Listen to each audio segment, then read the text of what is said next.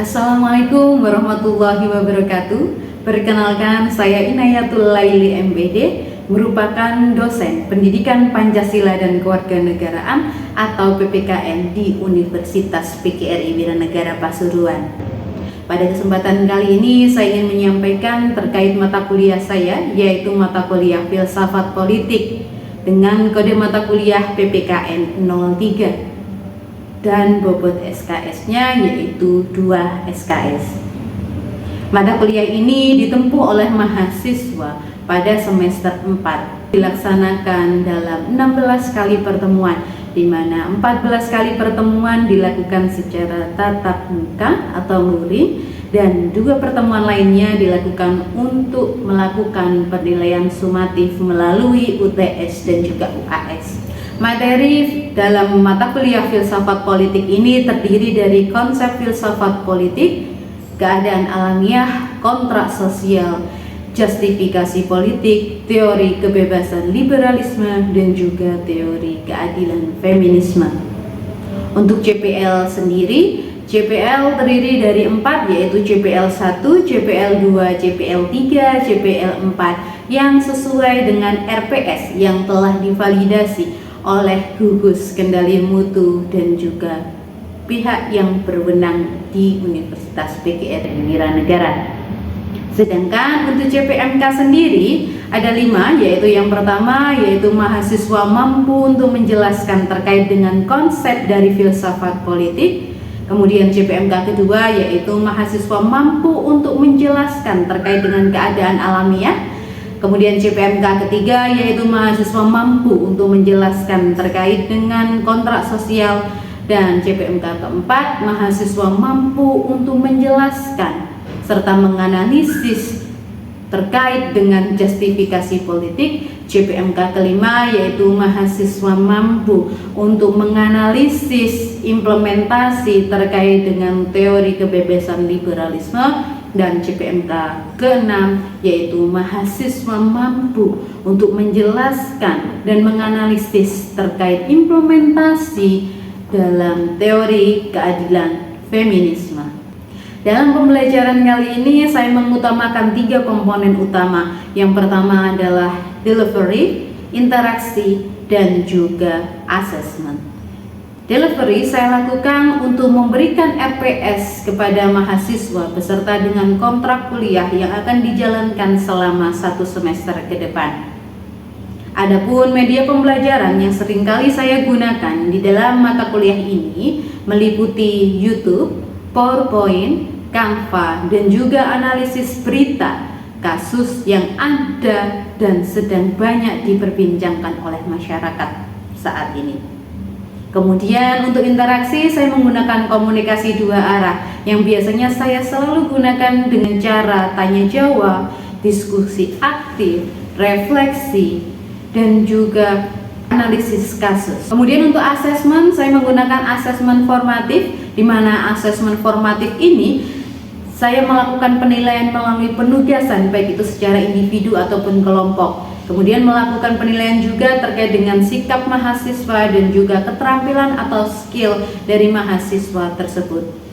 Selain itu, di dalam asesmen saya juga menggunakan asesmen sumatif, di mana asesmen sumatif ini saya bagi menjadi 2, yaitu untuk penilaian asesmen sumatif UTS dan juga penilaian asesmen sumatif di dalam UAS.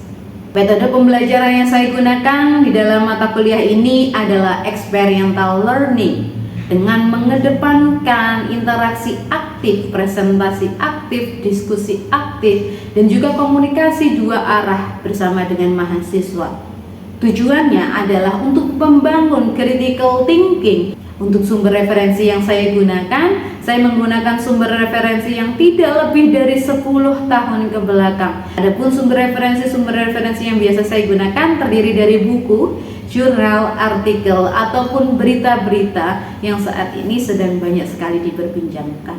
Baiklah, berikut merupakan video pembelajaran saya pada mata kuliah Filsafat Politik. Oke, assalamualaikum warahmatullahi wabarakatuh. Waalaikumsalam warahmatullahi wabarakatuh. Kami semangat sekali hari ini nih, selamat siang semuanya. Semoga semua dalam keadaan sehat walafiat, gitu ya. Nah, hari ini kita ketemu lagi dan akan membahas mengenai teori feminisme. Sebenarnya teori feminisme untuk saat ini banyak sekali digunakan menjadi kasus-kasus yang lagi viral, gitu ya. Apalagi kita bandingkan dengan kasus misal contoh tentang patriarki dan lain sebagainya gitu ya. Nah, sebelum masuk ke sana, saya ingin tahu dulu apakah hari ini ada yang tidak masuk ya? Berapa banyak yang tidak masuk dan kenapa tidak masuk? Siapa saja? Oke, terus? Penny dan juga Oke, kenapa alasannya tidak masuk? Oke, izin dan sakit. Oke, semoga di sini nggak ada yang sakit ya.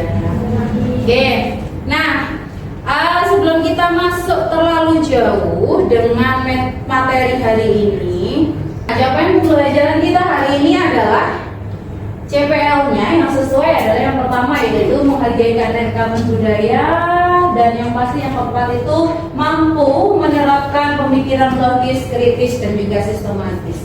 Kalau misalkan kita membahas mengenai teori feminisme, pastinya nggak mungkin dong kita tidak bisa kritis, gitu ya. Kalau misalkan nggak bisa kritis, ya udah nerima aja, gitu ya. Implementasinya teori feminisme itu nantinya akan seperti apa?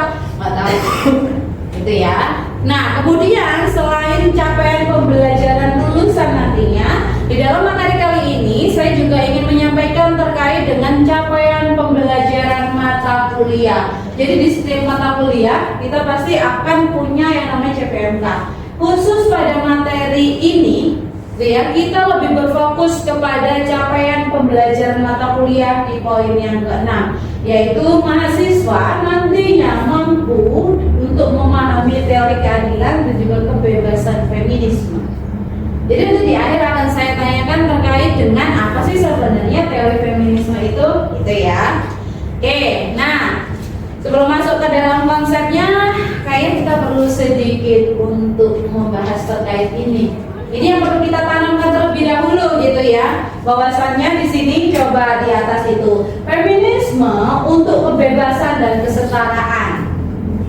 Feminisme bukanlah tentang membenci laki-laki, gitu ya. Bukan untuk membenci laki-laki, tetapi tentang membebaskan semua manusia dari stereotip, diskriminasi, dan juga ketidakadilan.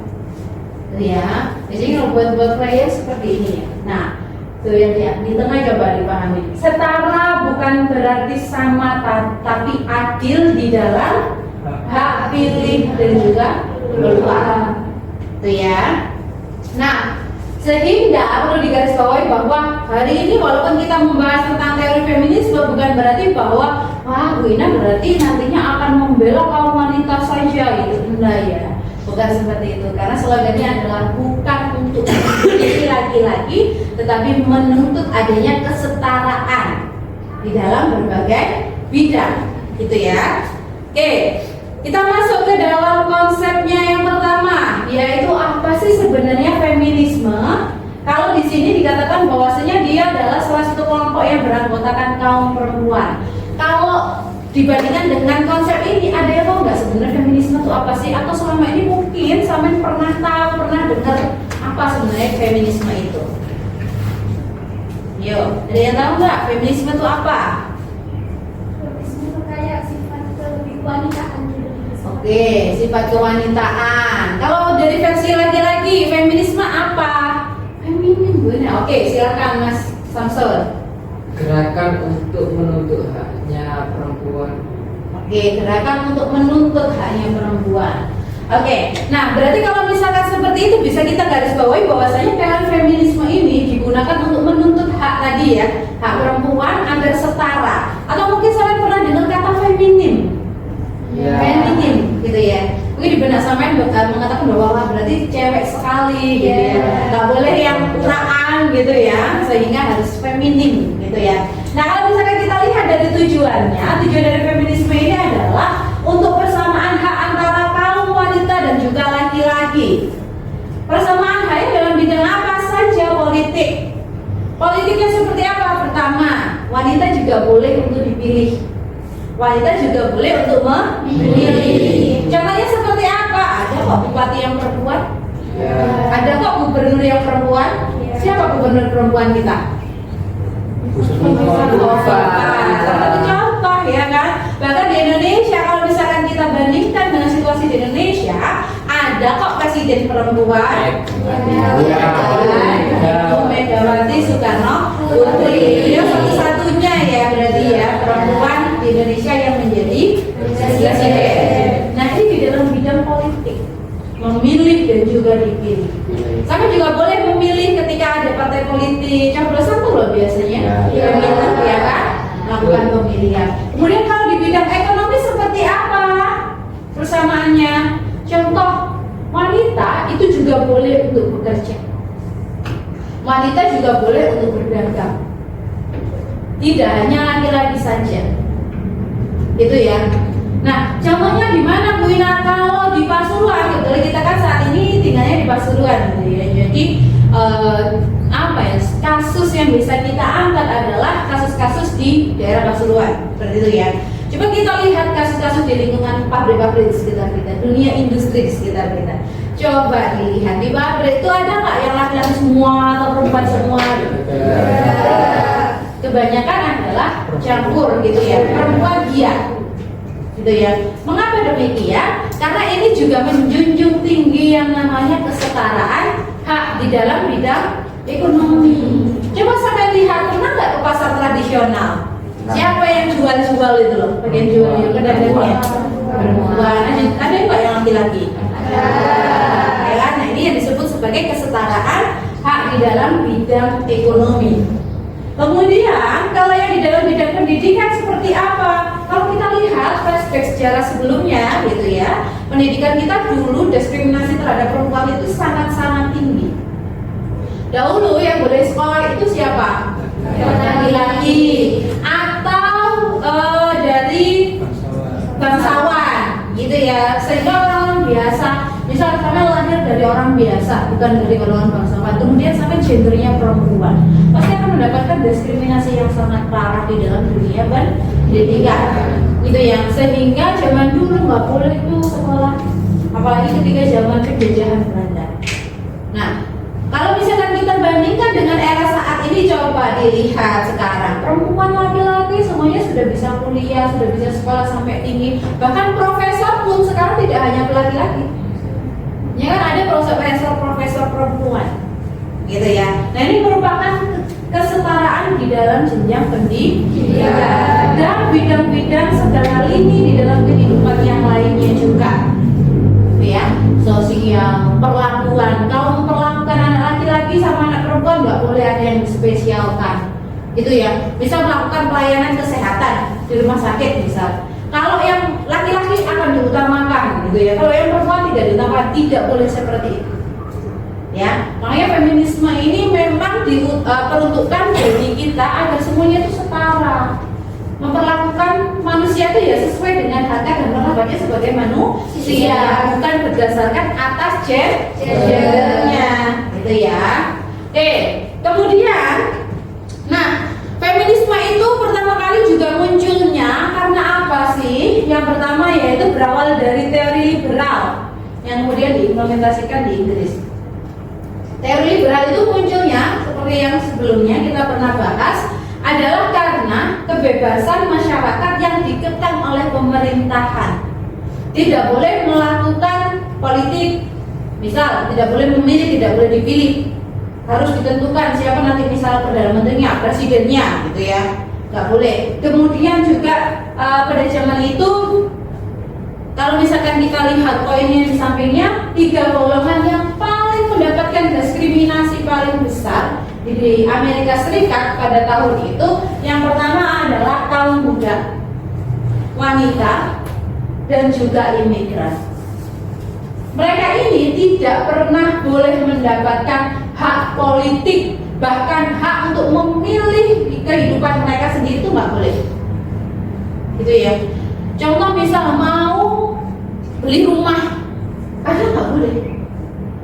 Kenapa? Karena mereka terdiri dari kaum ini, golongan itu. Nah, kita coba bayangkan sekarang kalau misalkan gitu ya, kita sudah cewek, imigran, kemudian jadi budak pula, Aduh. ya kan? Semuanya itu diborong jadi satu kesatuan, sehingga diskriminasinya akan semakin parah, gitu ya. Oke.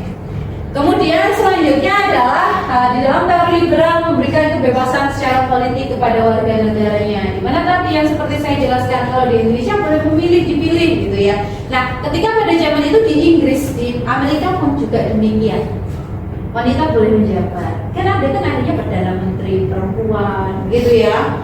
Kemudian pemimpin partai perempuan. Kalau di Indonesia pemimpin partai perempuan kayaknya masih satu-satunya Bu Megawati saja ya. Iya. Ya. Kayaknya lainnya itu semuanya laki-laki ya. Demokrat laki-laki, kemudian apa lagi? Golkar laki-laki, Pak itu ya, Pak Erlangga itu ya. Kemudian Gerindra laki-laki, Nasdem laki-laki, kemudian Perindo laki-laki. Itu perempuan hanya PDIP saja.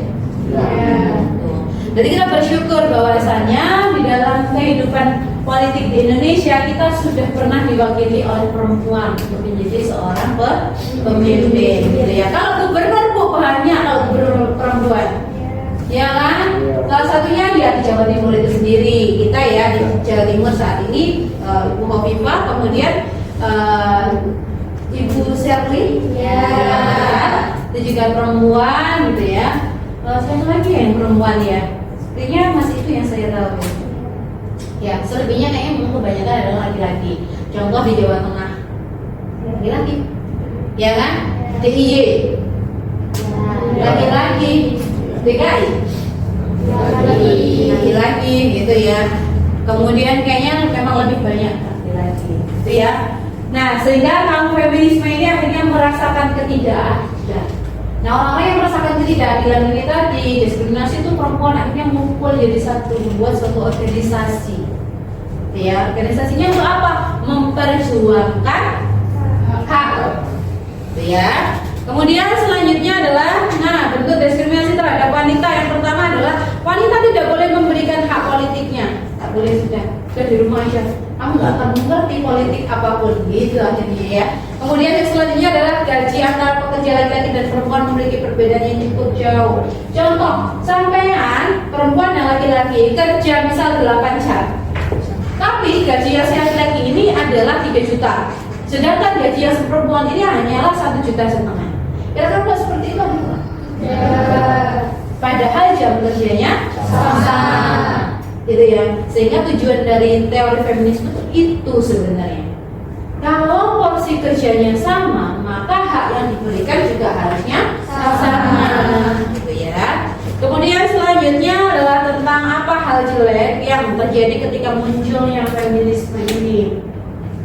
Yang pertama adalah wanita akhirnya menampakkan tidak mau menampakkan kelemahannya. Aku strong nih, gitu ya. Strong nggak butuh bantuan dari laki-laki. Kalau dibantu sesama perempuan gimana? Ayo, masih boleh.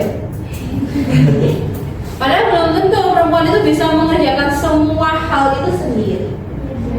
Contoh benerin atap bocor, ya kan? Bangun rumah, ya kan? Kan tidak semuanya itu bisa dilakukan oleh perempuan, gitu ya. Nah kalau misalkan benerin atap bocor, kalau ada laki-laki kayaknya disuruh kan yang si laki-laki. Nggak mungkin kan mbak, benerin mbak, gitu ya, atap bocornya ya, nggak mungkin ya, gitu ya. Sehingga memang seharusnya tidak boleh hal itu dilakukan. Secara kodrati memang perempuan itu tetap membutuhkan laki-laki di dalam kehidupannya, baik itu kehidupan keluarga maupun kehidupan berbangsa dan juga bernegara. Itu ya. Kemudian yang kedua adalah wanita lebih sering menggunakan perasaan dibanding logika. Mungkin bahasa sekarangnya adalah baper ya, ya kan? Mudah baper, gitu ya. Nah, mengapa demikian? Karena memang kodratnya laki-laki itu adalah diberikan menggunakan atau menyikapi sesuatu itu dengan menggunakan akal terlebih dahulu, baru menggunakan perasaan. Kalau perempuan dibalik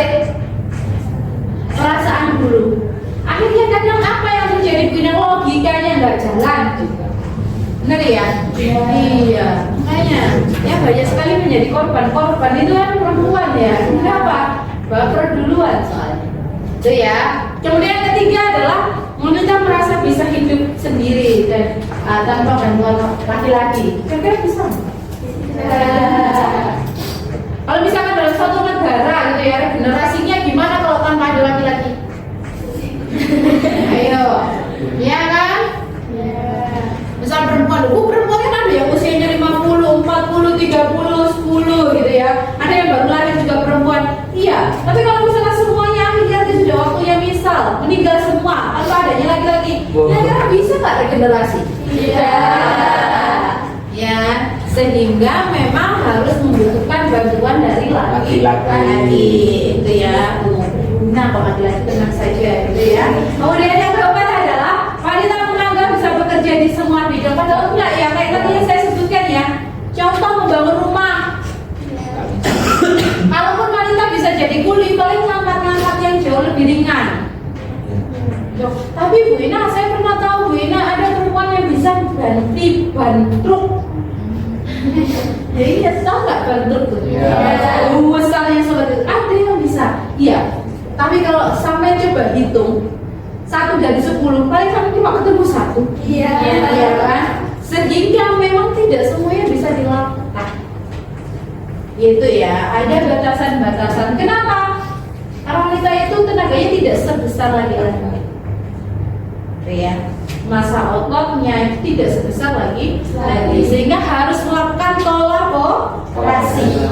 Itu ya. Kemudian selanjutnya, apakah diskriminasi terhadap wanita pernah terjadi di Indonesia? Pernah. Bahkan sampai hari ini ya, masih ada kok orang-orang yang terutama di daerah-daerah yang pedesaan terpencil gitu ya, masih menggunakan slogannya bahwa wanita itu harusnya cuma memasak, merias dan juga melahirkan. Gitu ya. Atau kalau misalkan di bahasa Jawa seringkali kita dengar ya, maca, mana dan masak. Gitu ya. Nah, sehingga slogan ini tuh sampai kapanpun susah untuk dihilangkan kalau kita tidak mau berpikir untuk ke depan. Sehingga di dalam teori feminisme sudah selesai sudah tentang maca, mana, masak ini. Kita sudah harus upgrade diri. Walaupun anaknya perempuan bisa kok jadi dosen, bisa kok jadi pilot gitu ya, bisa kok jadi apa lagi ya, supir dan lain sebagainya bisa. Sehingga tidak terbatas oleh gender. Gitu ya. Oke. Nah, kultur budaya masyarakat Indonesia sampai hari ini menganggap bahwa karir wanita tidak begitu penting. Bahkan ada beberapa budaya di Indonesia itu yang mengagungkan anak laki-laki memang, gitu ya. Gimana cara mengagungkannya? Anak perempuan itu buat apa sih? Nanti nggak bisa untuk jadi pegangan keluarga. Ada loh yang seperti itu, gitu ya. Namun dengan adanya teori feminisme ini, kita juga belajar bahwasannya wanita itu juga bisa untuk menjadi apa? Menjadi tulang punggung keluarga, ya kan, bisa untuk membiayai dirinya sendiri, untuk berjuang untuk dirinya sendiri dan lain sebagainya itu ya. Kemudian selanjutnya, nah apakah ada kaum feminis memiliki tujuan untuk merendahkan laki-laki? Tidak, ya awalnya tidak, sudah. Ya, tujuannya hanya untuk kesetaraan, dan kesetaraan saja. Nggak boleh tuh misal untuk merendahkan. Kita membahas teori feminisme tidak untuk merendahkan kodrat kita sebagai perempuan atau sebagai laki-laki. Secara kodrati memang laki-laki adalah menjadi seorang pemimpin. Itu nggak bisa Mbak Mas dikatakan. Nah, pemimpin di sini maksudnya contoh, misal di dalam keluarga. Yang menjadi pemimpin keluarga siapa? Bapaknya pasti. Wanita tidak boleh mengambil peran untuk itu. Gitu ya. Nah, kemudian tujuan feminisme hanya mendapatkan hak sama seperti laki-laki. Contoh, misal kalau laki-laki boleh beribadah, maka perempuan juga boleh beribadah. Kalau laki-laki misal makan dengan porsi banyak, perempuan juga boleh makan porsi banyak. Masalahnya perempuannya yang nggak mau banyak. Ya kan? Menjaga berat badan seperti itu ya biasanya ya. Nah, kemudian ada berbagai bidang seperti bidang yang sudah kita sebutkan tadi di depan. Oke, gitu ya. Nah, ini adalah materi hari ini. Kemudian sempat ada kasus Mbak, Mas terkait dengan adanya penggugatan terkait dengan undang-undang bahwa laki-laki itu wajib untuk menafkahi perempuan. Kalau di dalam perspektif sampean, kira-kira undang-undang itu sudah benar atau sampai juga ingin menjadi penggugat dari undang-undang tersebut? Ayo, secara kodrati. Oke, silakan Mas Samsul. Kalau menurut saya sendiri Bu, itu sudah kontraknya memang Bu, tapi tidak perlu sampai dijadikan hukum tertulis Bu, karena kita tidak tahu antara ketika rumah tangga antara laki-laki dan si perempuan ini ada permasalahan apa. Misalnya laki-laki itu memang belum ada pekerjaan seperti itu Bu, kan kalau diwajibkan di undang-undang otomatis langsung ada sanksinya seperti itu. Oke, ada yang lain? Setuju semua berarti? Oke, memang begini ya. Kalau misalkan kita lihat dari undang-undangnya, nanti coba kita akan ulas lebih mendalam terkait undang-undang ini. Bahwasanya memang secara kodrati laki-laki itu harus memberikan nafkah kepada perempuan. Ya. Sudah, titik kodratnya situ. Namun kalau misalkan terjadi permasalahan di dalam keluarga selama gitu ya, selama di dalam keluarga itu terjalin komunikasi yang baik, maka nggak apa-apa sudah. Undang-undang tadi bisa gugur. Nah, kita masuk deh ke kesimpulan bahwasanya di dalam teori kebebasan feminisme merupakan aliran pemikiran yang memperjuangkan persamaan hak, gitu ya, hak apapun itu, gitu ya, politik, pendidikan, pekerjaan, sosial dan lain sebagainya. Feminisme tidak bertujuan untuk menempatkan perempuan lebih tinggi, enggak, sama haknya sama, nggak boleh ada yang lebih tinggi ataupun nggak boleh ada yang lebih rendah, itu ya.